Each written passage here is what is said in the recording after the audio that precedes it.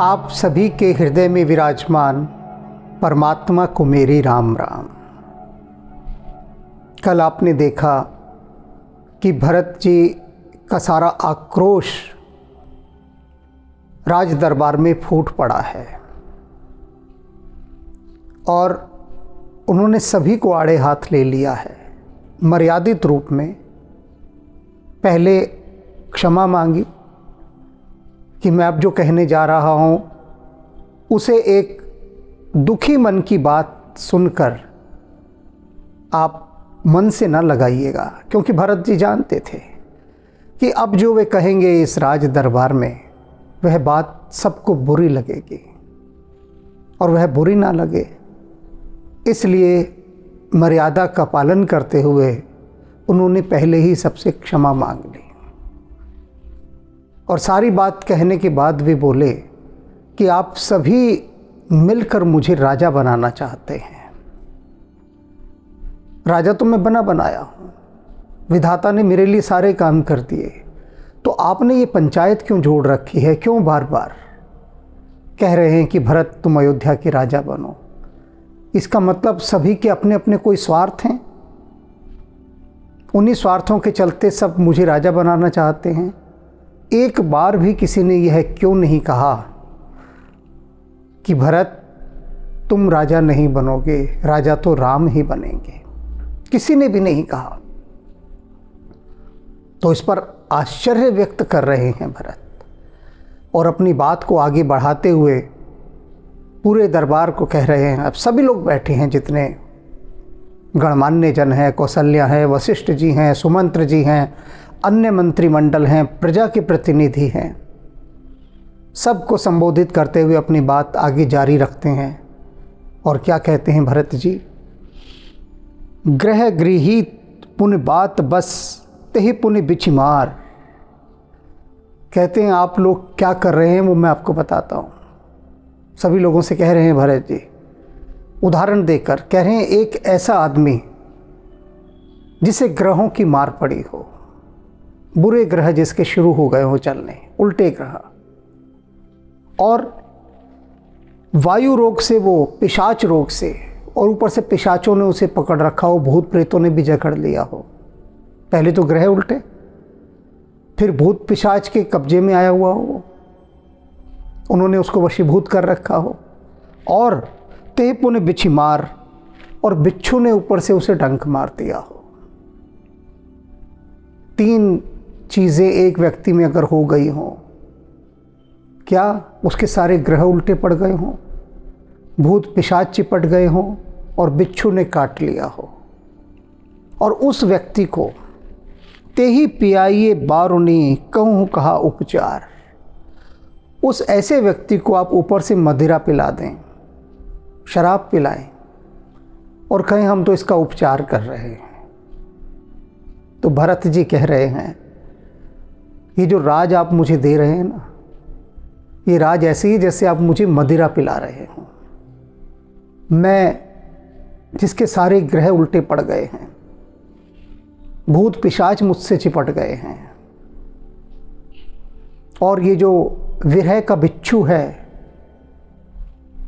इसने मुझे डस लिया हो। कैसी आग लगा गयो पापी बिछुआ, सारे बदन पे छा गयो पापी बिछुआ, बिछुआ रे बिछुआ, हाय रे बिछुआ। ये जो वियोग है, ये जो वियोग का बिच्छू मुझे डस गया है, और ऊपर से आप ये जो सत्ता की शराब है, सबसे ज़्यादा भयानक और चढ़ जाने वाली शराब, वो पिला रहे हैं ऊपर से। कैसा उपचार कर रहे हैं आप ये मेरा? कैसी सहायता कर रहे हैं आप मेरी? केकय सुवन जोग जग जोही, चतुर बिरंच दीन मुह सोही। कहते मैं तो केकई का पुत्र हूँ, और केकई के पुत्र के लिए जो भी योग्य हो सकता था, जो उसके लिए लाभदायक हो सकता था, फायदेमंद हो सकता था, वह सब चतुर बिरंच दीन मोहि सोही। वो जो चतुर विधाता है, ब्रह्मा जी, जो बड़े चतुर हैं, बहुत सयाने हैं, दीन मोही, उन्होंने मुझे वह सब दे डाला।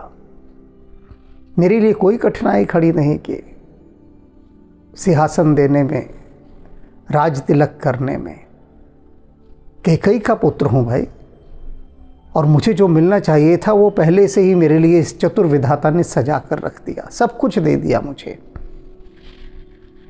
दशरथ तनय राम लघु भाई, दीनी मोहि विधि आदि बढ़ाए।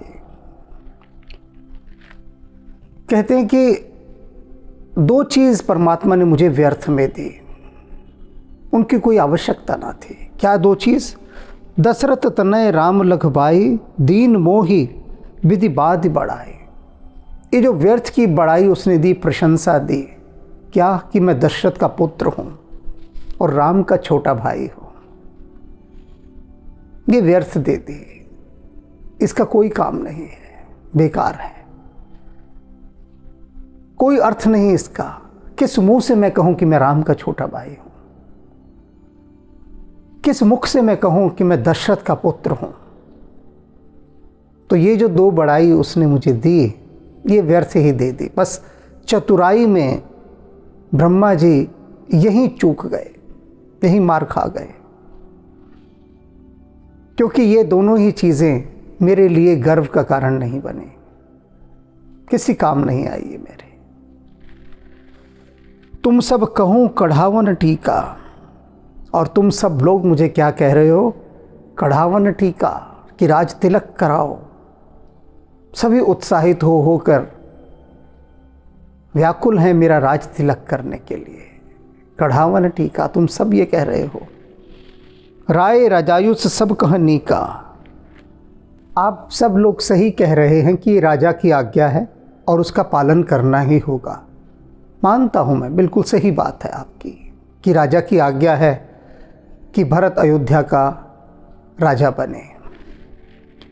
उत्तरहु देव केहि विधि केहि केहि, आपकी बात सही है, आपने कह दिया कि भरत ये तो राजा की आज्ञा है, तो हम इसमें अड़ंगा क्यों डालें? तुम राजा बनो, दशरथ यही चाहते थे। तो भरत जी कह रहे हैं बिल्कुल बात सही है, लेकिन ये मैं किस प्रकार से समझाता रहूँगा कि ये राजा की आज्ञा थी? इस बात को कोई स्वीकार नहीं करेगा। सभी यही कहेंगे कि ये भरत का षड्यंत्र था। भरत राजा बनना चाहता था, अपनी माँ के साथ मिलकर उसने ये कुचक्र चला और राजा बन गया। सब इसी चीज़ को रेखांकित करेंगे, इसी बात को। कोई यह नहीं कहेगा कि ये राजा की आज्ञा थी। और आप लोग कह रहे हैं राजा की आज्ञा, मैं किस किस को समझाऊंगा? मैं नहीं समझा सकता। कहूँ सुखेन जथा रुचि जेहि, भरत जी कह रहे हैं। और अब मैं आपसे एक बात पूछता हूँ, जिससे जो सही लगे वह अपने हिसाब से उत्तर देना। जो जिस बात को सुनकर जो जैसा सुख माने वैसा उत्तर देना। प्रश्न मैं पूछता हूँ, उत्तर आपको देना है, और अपने मन से उत्तर देना है, हृदय पर हाथ रखकर उत्तर देना है। क्या पूछेंगे अब?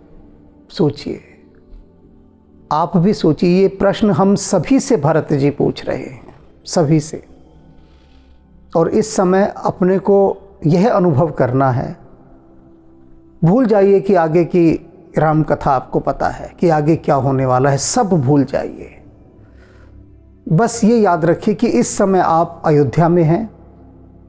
अयोध्या का जो पूरा परिवेश है वो इस समय कितना दुखी है, चर्चाओं में है, और हर तरफ कैकेयी की भर्त्सना हो रही है। मैं सारी आपको वस्तु स्थिति बता रहा हूँ, पूरी सिचुएशन, उसके बीच में आपको ले जाकर बिठा रहा हूँ। और सभी ये कह रहे हैं कि भरत का इसमें निश्चित रूप से हाथ है, इस षड्यंत्र में। आगे का किसी को कुछ नहीं पता, अभी आपको भी नहीं पता। आप इस स्थिति में बैठे हैं, और अब भरत जी जो प्रश्न पूछेंगे उसका आपको भी उत्तर देना है। ध्यान से सुनिएगा प्रश्न, बहुत ध्यान से, जो बात कह रहे हैं।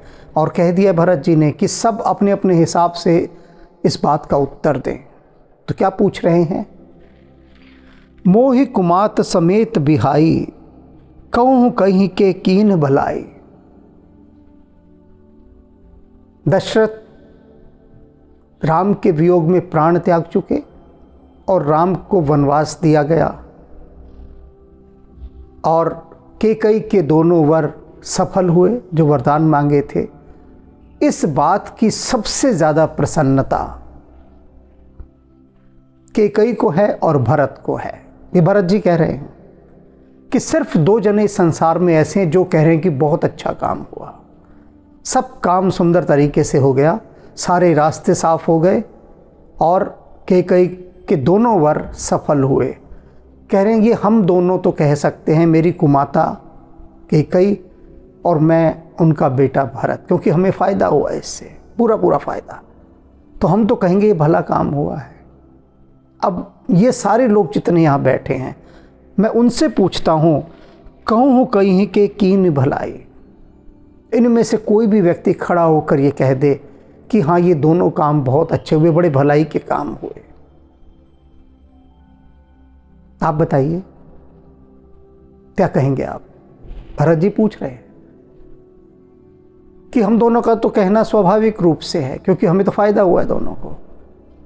लेकिन इतनी सभा यहाँ बैठी है इस समय, मैं उस पूरी सभा से पूछता हूँ, कोई भी एक आदमी इस समय ये बता दे खड़ा होकर कि हाँ ये अच्छा काम हुआ, कैकेयी के दोनों वर सफल हुए, दशरथ मारे गए, राम को वनवास हुआ, ये बड़ा भलाई का काम हुआ। एक जना बता दो। सब चुप बैठे हैं, आप भी चुप हैं, मैं भी चुप हूं, सब चुप हैं। कौन कहेगा कि भलाई का काम हुआ है? कोई भी नहीं कहेगा, क्योंकि हुआ ही नहीं है भलाई का काम। ऐसा प्रश्न पूछकर भरत जी ने सबको स्तब्ध कर दिया, मूक कर दिया, निरुत्तर कर दिया, सब सन्नाटे में आ गए। शांति छाई हुई है, गहरी शांति, मौन, महामौन, चुप्पी। मोह बिन कौन सचा सराचर जग माही, जेहि सिय राम प्राण प्रिय नाहि। भरत जी कह रहे हैं इस जड़ चेतन सारे जगत में मोह बिन कौन सचराचर माहे। जड़ और चेतन ये पूरा जगत जो जितना बड़ा है, इसमें ऐसा कोई नहीं होगा प्राणी जेहि सिय राम प्राण प्रिय नाहि, जिसे राम और सीता प्राणों के समान प्रिय ना हो, सिर्फ मुझे छोड़कर। भरत जी कह रहे हैं सबको राम प्राणों से भी अधिक प्रिय हैं, और इसका प्रमाण यह है कि अभी मैंने प्रश्न पूछा, किसी ने भी नहीं कहा ये भला काम हुआ, किसी ने भी। तो इसका अर्थ क्या है कि जड़ चेतन वाले इस जगत में सभी को राम प्राणों से अधिक प्यारे हैं, सिर्फ भरत और कैकेयी को छोड़कर। हमें नहीं है प्यारे राम, क्योंकि यदि मुझे राम प्यारे होते तो मैं प्राण त्याग चुका होता, यदि मुझे प्राणों से भी अधिक प्रिय होते। परम हानि सब कहे बड़ला हो, कितना बड़ा नुकसान हुआ है, कितना बड़ा। ऐसी हानि हुई है अयोध्या की कि कही नहीं जा सकती। धर्म की धुरी महाराज दशरथ राम के वियोग में प्राण त्याग चुके, निष्पाप राम, लक्ष्मण, सीता तीनों को वनवास का दुख झेलना पड़ा। इतनी बड़ी हानि हुई है। सब कहें बड़लाहू और सब कह रहे हैं वाह कितने बड़े लाभ की प्राप्ति हुई। मेरा राज तिलक कराकर तो सभी इसे लाभ का सौदा ही बना रहे हैं ना। किसी को दुख है ही नहीं, मैं देख रहा हूं, सब मुझे ही राजा बनाने के लिए उत्सुक हैं। अदिन मोर नहीं दूसन का हो, कहते हैं ये सब मेरी बदकिस्मती है। अदिन, ये मेरे बुरे दिन है, मेरा दुर्भाग्य है, किसी का कोई दोष नहीं। आप लोगों का कोई दोष ही नहीं है जो आप मुझे राजा बनाना चाहते हैं, तो मेरा दुर्भाग्य है, क्योंकि ये मुकुट थोड़ी ना है, ये तो कलंक है जिसे आप मेरे सिर पर धरना चाहते हैं। ये तिलक नहीं, ये कलंक है जिसे मेरे माथे पर लगाना चाहते हैं। और आप इसमें लाभ दिखा रहे हैं, तब से कह रहे हैं कि इसमें सबका हित है। इतना बड़ा नुकसान हुआ, इतना बड़ा, और आपको लाभ दिखाई दे रहा है। संशयशील प्रेम बस अहे हो, सब हूँ उचित सब जो कछ कहे हो। भरत जी ने बहुत सुना दिया, बहुत सुना दिया, आवश्यकता से भी बहुत अधिक सबको सुना दिया। अब भरत जी बात को थोड़ा सहज कर रहे हैं, क्योंकि उनका जितना आक्रोश था, रोष था, भड़ास थी, सब निकल गई। इतना सब कहने के बाद ये कहना ज़रूरी भी था। और अब वे बिल्कुल सटीक बात कह रहे हैं। क्या कह रहे हैं? सब हूँ उचित सब जो कुछ कहो, कि अभी तक आप सभी लोगों ने जो भी कुछ कहा, मैं यह नहीं कह रहा कि आप गलत हैं, आप अपनी जगह बिल्कुल सही हैं। आपने कहा कि मुझे राजा बन जाना चाहिए, मेरा राज तिलक करना चाहते हैं, आप गलत नहीं हैं, सही हैं। क्यों सही हैं? अभी ये सारे मंत्रिमंडल को कह रहे हैं, प्रजाजन को कह रहे हैं भरत जी, उनको संबोधित करते हुए कि आप सभी लोग अपनी अपनी जगह 3 कारणों से सही हैं। संशयशील प्रेम बस अय हो, क्योंकि आप ये जो बात कह रहे हैं ना मेरे राजा बनने की, ये 3 चीज़ों के वशीभूत होकर कह रहे हैं। पहली चीज़ क्या है? संशय। किस बात का संशय? किसी भी राजा के पद को रिक्त नहीं छोड़ा जा सकता, खाली। राजा बहुत आवश्यक है, जैसे कोई भी कबीला, उस कबीले का सरदार। तो ये जो मुख्य पद है, ये कभी भी खाली नहीं छोड़ा जा सकता। ये बहुत बड़े संशय का कारण होता है कि अगर कहीं भी कोई महान विपत्ति आ गई तो आदेश कौन देगा? बिना राजा के तो गांव में सब चौधरी, सब कहेंगे कि अरे ऐसे नहीं ऐसे करो, वो कहेगा ऐसे नहीं ऐसे करो।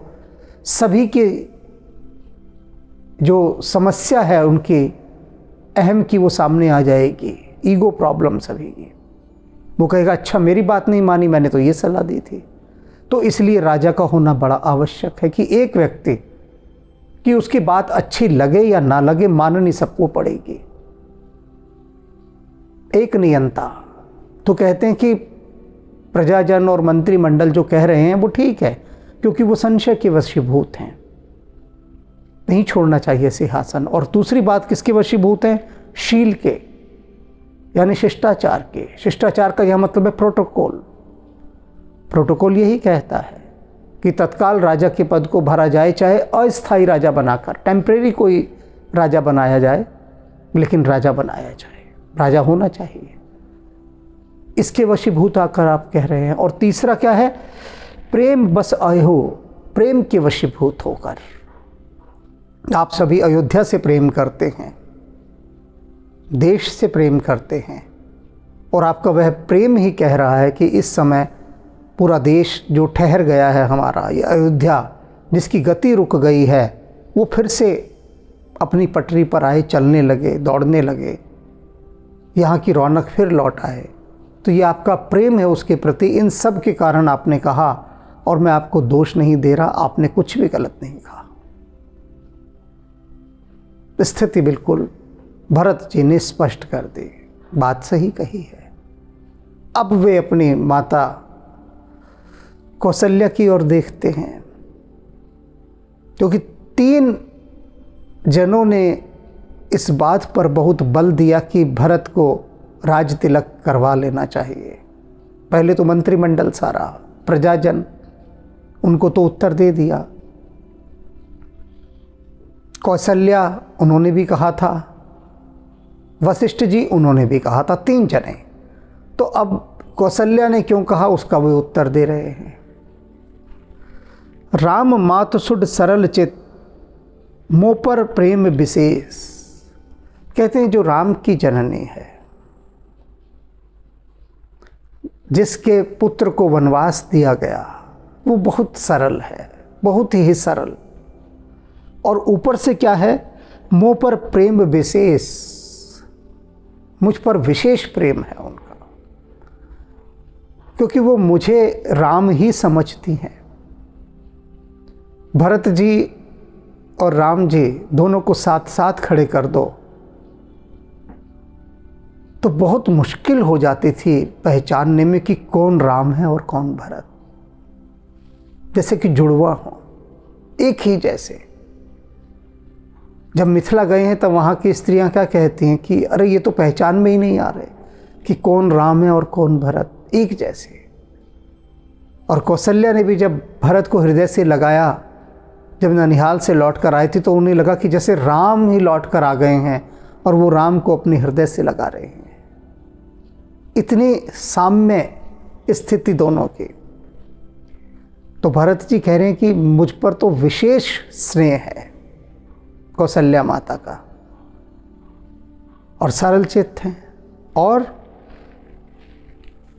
कहे ही सुभाए स्नेह बस मोर दीनता देख, मेरी जो दीनता है, मैं इतना दुखी था, मेरी उस दुखद मनस्थिति को देखकर स्नेह के वशीभूत होकर उन्होंने कहा कि नहीं, भरत यदि राजा बन जाएगा तो इसका मन राजकाज के काम में लग जाएगा, इसका दुख दूर होगा।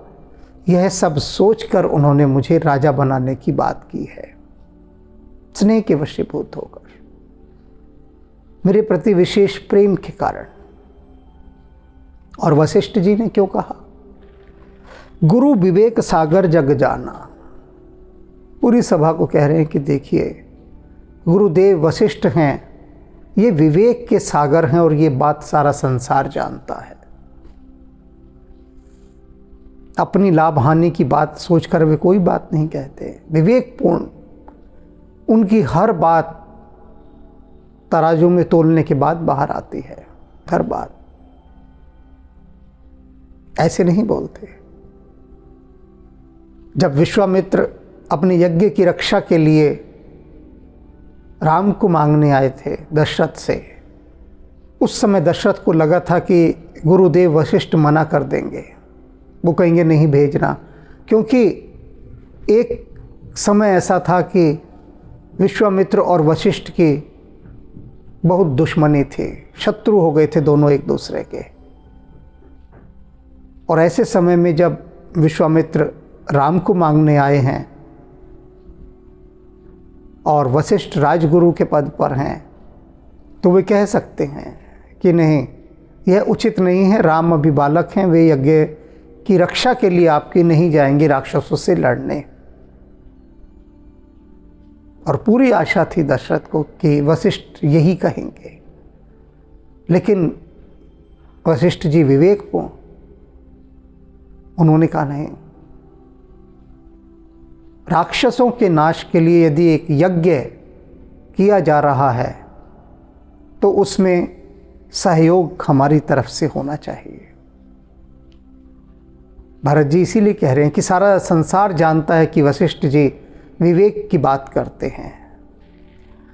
जिन्हीं विश्व कर बदर समाना, सारा संसार उनके लिए हथेली पर रखे बेर के समान है। आप हथेली पर बेर रख लीजिए, हर तरह से, हर पहलू से उसको आप हर कोण से देख सकते हैं। आपकी हथेली पर रखा है, उठा के जैसे मर्जी देख लो। तो भरत जी कह रहे हैं कि वशिष्ठ जी के लिए किसी भी बात से अनजान होना संभव नहीं है, वे सब जानते हैं, सर्वज्ञ है। ये पूरी स्थिति, सारे हालात, सब कुछ जानते हैं। इसके बाद भी, जानते हुए भी वे कह रहे हैं, मोह कह तिलक साज सज सो, मेरे लिए राज तिलक का सारा सामान सजा कर बैठे हैं वे। उन्हें ऐसा नहीं करना चाहिए, और वे तो सारा सामान सजाए बैठे हैं। जबकि वे विवेकपूर्ण हैं, तब वे ऐसा क्यों कर रहे हैं? तो उस क्यों का उत्तर भरत जी देते हैं।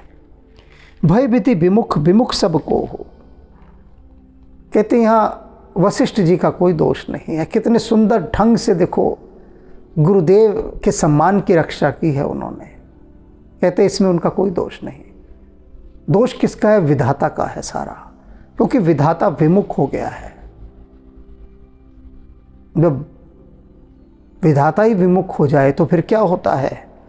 विमुख सबको हो, फिर सब कोई विमुख उल्टे हो जाते। जो भी समझदार लोग होते हैं वो भी सहयोगी नहीं होते, वो भी उल्टी समझ देने लगते हैं। किस लिए? क्योंकि विधाता विपरीत है। विधाता अनुकूल हो तो दुश्मन भी सहयोगी हो जाते हैं, वे भी साथ देते हैं दुश्मनी भुलाकर। और विधाता यदि अनुकूल ना हो तो मित्र भी शत्रुओं जैसे हो जाते हैं। तो कह रहे हैं सब भाग्य का खेल है, मेरा तो भाग्य ही खराब है इस समय। तो उस दुर्भाग्य के कारण ही गुरुदेव वशिष्ठ ऐसी बात कह रहे हैं।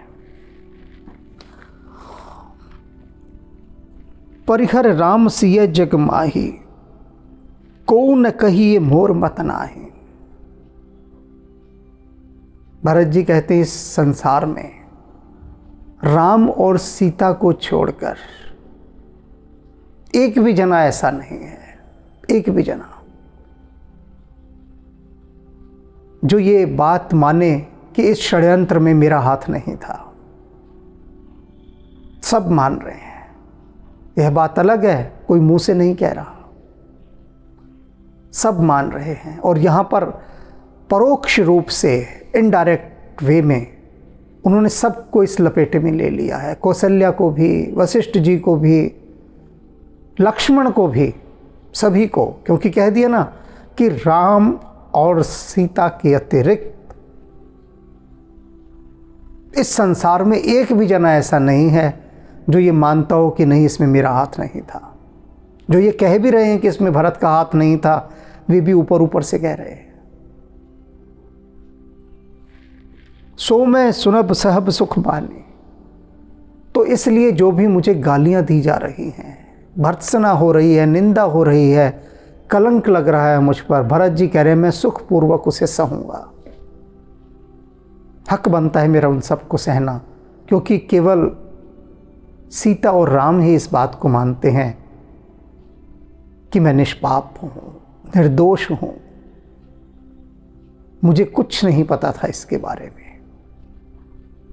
ये बात सिर्फ वे ही जानते हैं।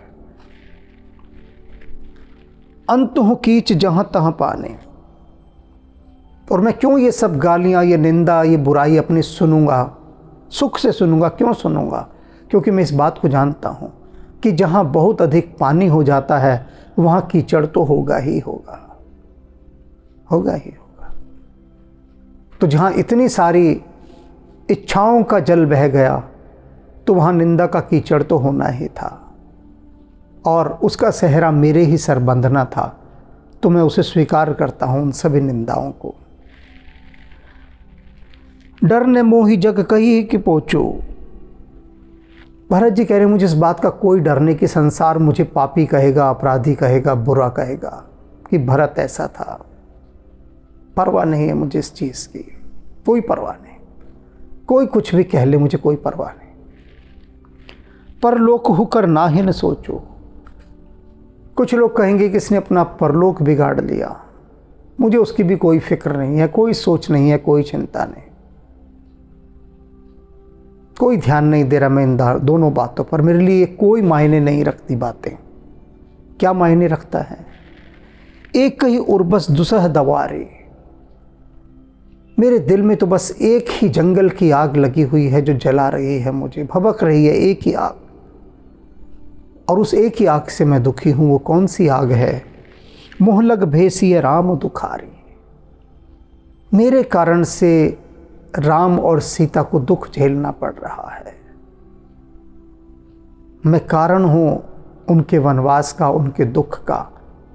बस यही एक आग, यही एक जंगल जैसी आग मेरे अंदर लगी हुई है। बड़ी भयानक होती है जंगल की आग।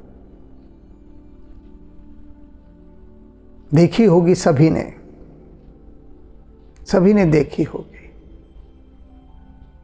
टेलीविजन में देख सकते हैं आप, यूट्यूब पर जंगल में लगी आग लिखी और देखो कैसे कैसे भभकते हुए जंगल दिखाई देंगे, पता लग जाएगा भरत जी का हृदय कैसे चल रहा है।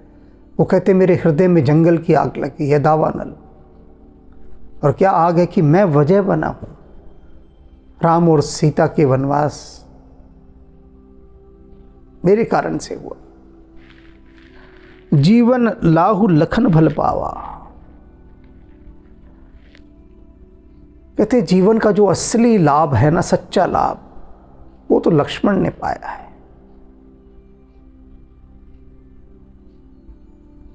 सम्मान और प्रशंसा से भरत जी भरे हुए हैं लक्ष्मण के प्रति। सच्चा लाभ कह रहे हैं सिर्फ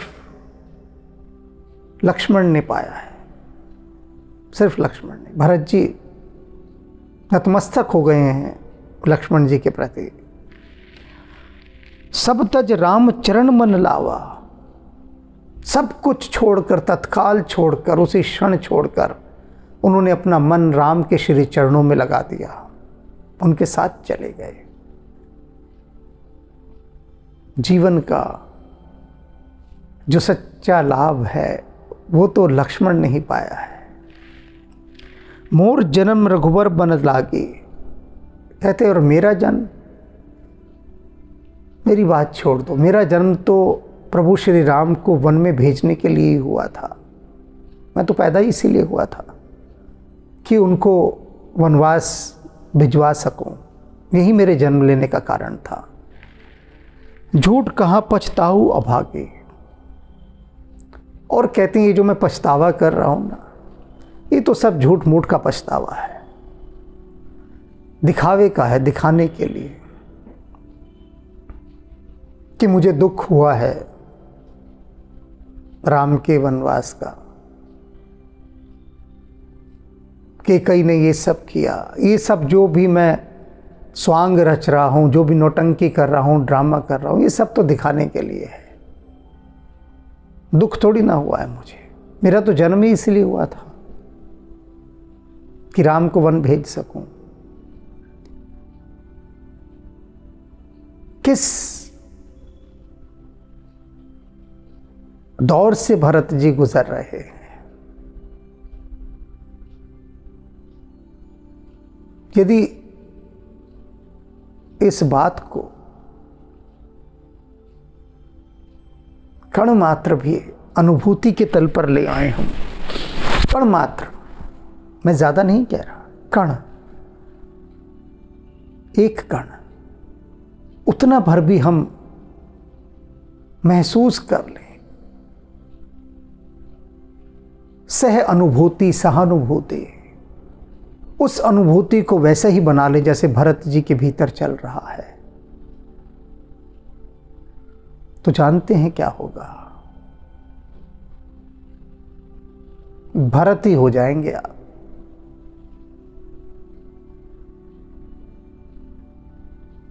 भरत हो जाएंगे, राम के छोटे भाई बन जाएंगे। प्रयास करके देखिए, संभव नहीं है ऐसा कि आप कर पाए, बिल्कुल संभव नहीं है कि ऐसा कर पाए, लेकिन ऐसा कर पाने का प्रयास करना, ये भी बहुत बड़ी बात है, ये भी बहुत बड़ी बात है। ज़रूरी नहीं कि आप पहाड़ की चोटी चढ़ सकें, लेकिन चोटी चढ़ने के लिए प्रयास करना भी बहुत बड़ी बात है। कुछ तो चढ़ेंगे। भरत ना बन पाए, भरत के चरणों की धूल तो बन जाएंगे, तो प्रयास करें। आगे देखिए क्या कहते हैं। आपन दारुण दीनता कहूब सब ही सिर नाई। कहते हैं मैं अपनी ये जो भयंकर दीनता है मेरी, मैं दुख है, आप सबके सामने सिर झुकाकर कह रहा हूं। भरत जी कह रहे हैं सबके सामने सिर झुकाकर मैं जिस दुख से गुजर रहा हूं, मैं आप सबको कह रहा हूं।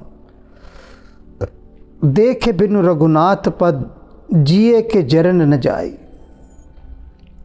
कहते मेरा जो ये जी इतना जल रहा है ना, मेरे जी की जलन तब तक नहीं जाएगी जब तक मैं रघुनाथ के चरण ना देख लूं। प्रभु श्री राम के चरणों में अपना मस्तक न टिका दूं, तब तक मेरी जी की जलन जाने वाली नहीं है। आन उपाय मोहि नहीं सूझा, मुझे कोई और उपाय सूझ ही नहीं रहा इस जी की जलन को मिटाने का। यही एकमात्र उपाय है। को जिए के रघुबर बिन पूछा, और मेरी ये जी की बात प्रभु श्री राम के अतिरिक्त और कोई नहीं जान सकता। मैंने अभी कहा ना, सभी से कहा कि भरत जी के हृदय में जो चल रहा है उसे अनुभव करके देखें, महसूस करके देखें, अगर कर सकते हैं तो भरत जी स्वयं ही कह रहे हैं कि मेरे भीतर जो चल रहा है उसे तो प्रभु श्री राम के अतिरिक्त अन्य कोई भी अनुभव नहीं कर सकता, कोई भी। को जिए के रघुबर बिन बूझा, एक ही आंख यही मन माहे। बस मेरे मन में तो एक ही आंख है, एक ही निश्चय है, एक ही भरोसा है, एक ही चाहत है, एक ही, दूसरी है ही नहीं। क्या? प्रात काल चले हूँ प्रभु पाहे, सुबह होते ही मैं प्रभु श्री राम की शरण में चला जाऊं। जहाँ पर भी इस समय राम है, मैं सुबह होते ही ये अयोध्या छोड़ दूं और प्रभु राम की खोज में उनके पीछे पीछे चला जाऊं।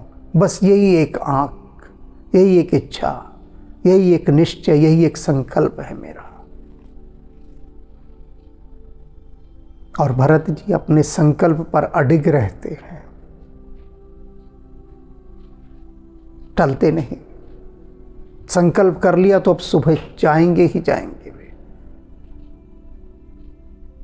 समझ रहा हूं आपके भी हृदय की बात, सभी के। आप सभी भी यही कहना चाह रहे हैं कि हम भी साथ चलेंगे। हक है आपका चलना, हक पर हैं आप, अधिकार है आपका, क्योंकि जो राम के प्रेम के रस में पगे हुए हैं वे सब भरत जी के साथ जाएंगे। हम सब भी जाएंगे, आप भी चलेंगे। कहने वाली बात नहीं, आपको कहना ही नहीं पड़ा, बिन कहे मैंने आपके हृदय की बात कह दी। तो हम सब भरत जी के साथ चलेंगे। उससे पहले भी भरत जी ने बहुत कुछ कहना है, समझाना है, वह सब भी हम सुनेंगे। पर आप निश्चिंत रहिए, आपका चलना तय है।